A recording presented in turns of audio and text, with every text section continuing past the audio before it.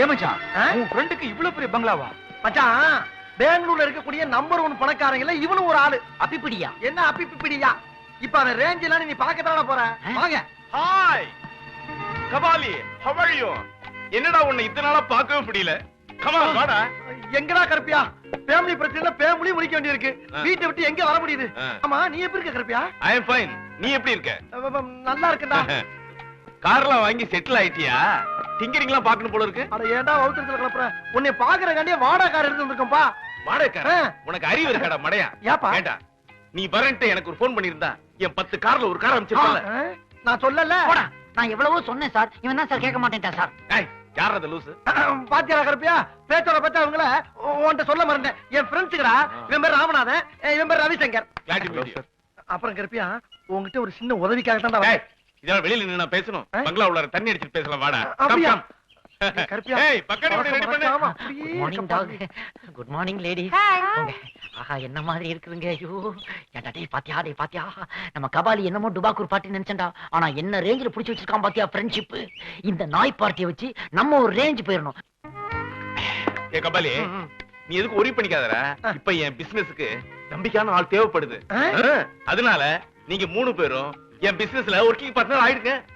Madras branch நீங்க கவனிச்சீங்க. ரொம்ப தேங்க்ஸ்டா கருப்பியா. என்னடா நமக்குள்ள வெண்டைக்கா தேங்க்ஸ். டேய் உங்க 3 பேருக்கும் மாச சம்பளமா 1 லட்சம் ரூபாய் போட்டு கொடுத்துறேன். 1 லட்சமா? சார் விளையாடாதீங்க சார். நிஜமா தான் சொல்றீங்களா? பிரதர் 1 லட்சம்ங்கிறது எனக்கு பாக்கெட் மணி மாதிரி. இந்த டாக்குக்கு ஒரு நாளைக்கு என்ன செலவாகுது தெரியுமா? 5000 rupees. நீங்களா சாப்பிடுங்க. டேய் இந்த லண்டனுக்கு டிக்கெட் போட சொன்ன நீ போட்டியா? இல்லைங்க சார்.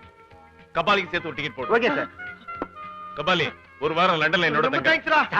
சார் எங்களுக்கு டிக்கெட் போடுங்க சார். பிளேன்ல ஒரு வாரமா உட்கார்ந்து வரேன் சார். ஃப்ரெண்ட்ஸ்ங்கடா. 4 டிக்கெட் போட்டுருப்பா. சரிங்க சார். என்னடா அதெல்லாம்? நீ மனுஷன் இல்லடா தெய்வம்டா. என்னைய போய் தெய்வம்.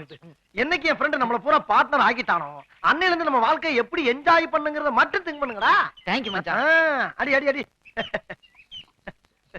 மச்சான் நாம அவரோட பார்ட்னர் ஆகி வசதி வாய்ப்பு எல்லாம் வந்த பிறகு இதே மாதிரி ஒரு வீட்டை கட்டி அதுல இப்படி ஒரு நீச்சல் குளத்தை கட்டி பொண்டாட்டி பிள்ளைங்களோட நீச்சல் அடிக்கணும் மச்சான். பொண்டாட்டி பிள்ளை எல்லாம் கொண்டாந்து ஸ்விம்மிங் பூல்ல குளிக்க வச்சோம்னா இதுக்கு இருக்க மரியாதையா போயிடும். அதுக்கெல்லாம் வேற பார்ட்டி இருக்குடா. அதுகளோட வந்து குளிச்சாதான் இதுக்கு மரியாதையே மரியாதை. கரெக்ட் மச்சான். இங்கே 2 ஐட்டம். பாத்தியா சைடுல நிப்பாட்டினானே. அதுக்கெல்லாம் எதுக்கு? எனி டைம் என்ஜாய் பண்றதுக்கு தான். கரெக்ட்டா சொன்ன. பணம் காசு வந்துட்டாலே லைஃப் ஸ்டைலே சேஞ்ச் பண்ணிக்கணும். அப்படி பொண்டாட்டி பிள்ளையோட குளிக்கணும்னு உனக்கு ஆசை இருந்தா ஏதோ குட்டிலேயே குளத்துல கொண்டு போய் தள்ளு. அது பாட்டுக்கு எருவு மாட்டோட எருவு மாடா குளிச்சிட்டு போறாங்க. அவளுக்கு ரேஞ்சுக்கு அவ்வளவுதான். இனிமேல் நம்ம லைஃப் எப்படி இருக்குன்னு மட்டும்ப்பா. மச்சான் போலீஸ்ல எதுக்குடா வராங்க? அதான் சொன்னால ஏதாச்சும் காசு கிட்டு புடிட்டு போறதுக்கு வந்திருப்பாங்க. ஏது நாம பணக்காரனாலும் இதே ப்ராப்ளம் தான் போல இருக்கு. அவன் பணக்காரன் ஆயிட்டா இதெல்லாம் சமாளிச்சு தானே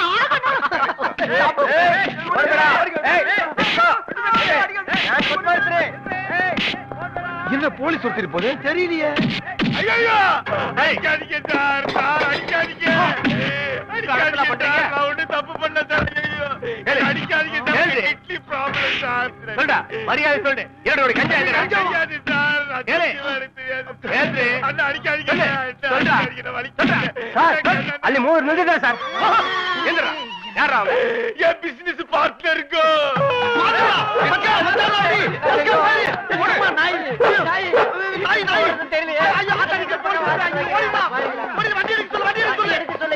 டிரைவர் சினிமா போயிட்டா.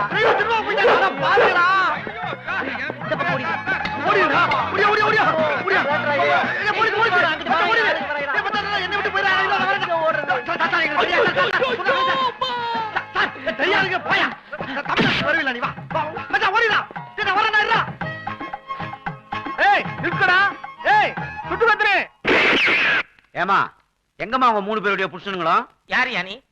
நான் அவங்க ஆபீஸ்ல வேலை செய்யற பியூனு. பியூனா? ஆமா. அறிவு இருக்கா உனக்கு? இல்ல அறிவு இருக்கான்னு கேக்குறேன். அவனுங்களுக்கு தான் ப்ரமோஷன் கிடைச்சி ட்ரைனிங் போயிருக்கானுங்களே பெங்களூருக்கு. அவனுங்க கூட வேலை செய்யற உனக்கு இது கூட தெரியலன்னா என்னையா வேலை செஞ்சு கிளிக்கிற? பட்டை போட்டுருக்கேன்னு பாக்குறேன்.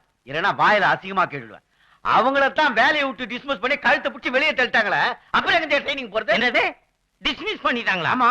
என்னம்மா என் வாடகை எல்லாம் அவ்வளவுதானா? அண்ணாச்சி உண்மையாவே எங்க வீட்டுக்காரங்களுக்கு வேலை போயிடுச்சா? ஆமாமா, ஓனர் கிட்ட தயார் பண்ணா சும்மா விட்டுருவாங்களா? கழுத்தை புடிச்சு வெளியே தள்ளிட்டாங்க. திரும்ப கம்பெனி பக்கம் வந்தா அடிச்சே கொண்டுடுவாங்க. இத பாருமா, அவனுங்க ஊர்ல இருந்து வந்த உடனே என்ன வந்து பார்க்க சொல்றீங்க. வெறுங்கையோட வந்து போறானுங்க. வாங்கின பணம் 20,000 வந்து பார்க்க சொல்றீங்க. 20,000? ஆமாமா, உங்களுக்கு தெரியாதா? டிவிஎஸ் 50 வாங்குறதுன்னு 10,000 வாங்கினானுங்க. தீபாவளி செலவுக்குன்னு 7,000 வாங்கினானுங்க. அப்பப்ப ஊர் சுத்தத்துக்கு 1000-500 வாங்கினானுங்க. பத்தாததுக்கு போன வாரம் பிராந்தி கடையில ஃபுல்லா தண்ணி அடிச்சிட்டு அதையும் என் கடையில எடுத்துட்டு வந்துட்டானுங்க திருட்டு பசங்க.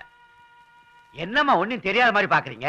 அண்ணே, தீபாவளிக்கு வாங்கின கடன் மட்டும்தான் எங்களுக்கு தெரியும், மத்தது எதுவும் எங்களுக்கு தெரியாதுன்னு. என்னது தெரியாதா? என் வீட்டு காசுல வாங்கின வண்டியில மட்டும் ஜாலியா உட்காந்து ஊர் சுத்த தெரியுது, ஆனா கடன் வாங்குறது தெரியாதா? விட்டு அவங்களோட கில்லாடியா இருப்பீங்க போல இருக்க நீங்க. இத பாருமா, அவனுங்க 3 பேரும் பணத்தோட வந்து பார்க்கல, உயிரோட இருக்க மாட்டானுங்க, சொல்லிடுங்க. ஏய் இருப்பா, இந்த பெயிண்ட் அடிக்கிற பசங்களை நம்பி எப்படியா 20,000 ரூபாய் கடன் கொடுத்த? யோ, நான் ஒன்னும் அவனுக்கு வேலையை நம்பி பணத்தை கொடுக்கல, அவனுக்கு சொந்த வீட்டை நம்பி தான் பணத்தை கொடுத்தேன். என்னது, இந்த பிச்சைக்கார பசங்க சொந்த வீடு இருக்குன்னு சொன்னானுங்களா? ஆமாயா, இந்த 3 வீட்டை வித்தாவது என் கடனை தரேன்னு சொன்னானுங்க. யார் வீட்டை விக்கிறது?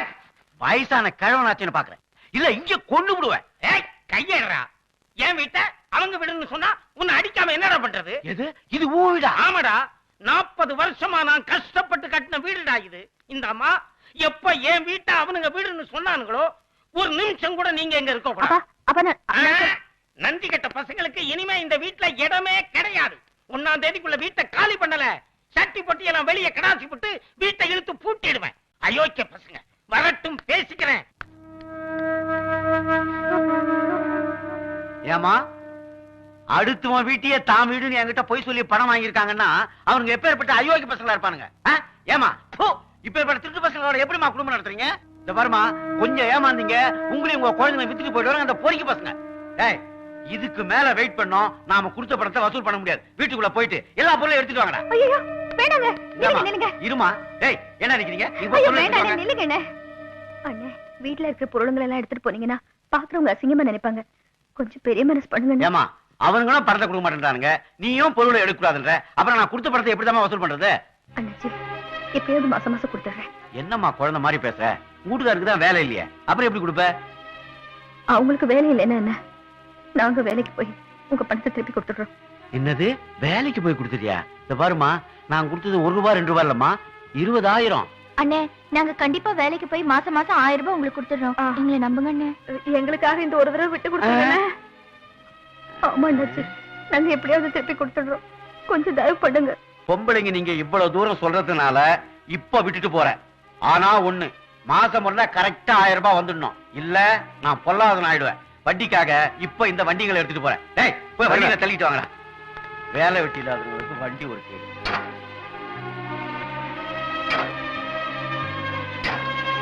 தள்ளுமா. டேய், ஏன்னா நிக்கிறீங்க, தள்ளிட்டு போங்கடா. இந்த பாருமா, மாசம் ஒரு நாள் கரெக்டா என் பணம் வந்து சேர்ந்துடணும், இல்ல நான் மனுஷனாவே இருக்க மாட்டேன். நான் எப்பேற்பட்ட ரவுடின்றது அவங்களுக்கே நல்லா தெரியும். ஆமா, ஜாக்கிரதை. இவங்க சொன்ன வார்த்தையெல்லாம் உண்மைன்னு நம்பி நம்ம எவ்வளவு ஏமாந்துட்டோம். நம்ம புத்தி தான் செருப்பால அடிக்கணும்க்கா. இவங்க இப்படி எல்லாம் ஏமாத்துவாங்க நமக்கு என்னடா தெரியும்? தெரிஞ்சு போச்சுல்ல, இதுக்கு மேலே பொறுமையா இருந்தோம்னு வச்சுக்கோ, இருக்கிற கொஞ்சம் நெஞ்ச மரியாதையும் போயிடும். உடனே போய் மாமியை பாக்குறோம், வேலையை வாங்குறோம். சார், என் பக்கத்து வீட்டுல இருக்கிற 3 பேருக்கு வேலை வேணும்னு சொல்லி கேட்டிருந்தேன் இல்லீங்களா, இவங்க தான் அவங்க. வணக்கம் சார். வணக்கம் சார். இப்ப உங்க ஹஸ்பண்ட்ஸுக்கும் வேலை இல்ல. அப்படியா? ஆமா சார். இந்த நேரத்துல நீங்க வேலை போட்டு கொடுத்தீங்கன்னா அவங்க ஃபேமிலிக்கு ரொம்ப உபகாரமா இருக்கும். பார்க்கலாம். சார், பார்க்கலாம்னு சொல்லாதீங்க சார், எனக்காக எப்படியாவது நீங்க ஹெல்ப் பண்ணுங்க சார், ப்ளீஸ். நாளைக்கு வந்து வேலையில ஜாயின் பண்ண சொல்றேன். Thank you sir. நன்றிங்க சார். Thank you sir. மாமி, எங்களுக்கு வேலை வாங்கி கொடுத்ததுக்கு ரொம்ப நன்றி. வெரி வெரி தேங்க்யூ மாமி. தேங்க்ஸ் எல்லாம் எனக்கு வேண்டாம் அம்மா, இவ்வளவு நாளைக்கு அப்புறமாவது தெளிவான முடிவுக்கு வந்தாலே அது எனக்கு ரொம்ப சந்தோஷம். இப்படியே லைஃப்ல மெயின்டைன் பண்ணணும். சரிங்க மாமி. அப்புறம் இன்னைக்கு ஃபர்ஸ்ட் டே பரவாயில்ல, லேட்டா வந்தீங்க, நாளை காலையில கரெக்டா டியூட்டிக்கு ஜாயின் பண்ணணும். ஓகே, வந்துடுறோம் மாமி. வராங்க மாமி.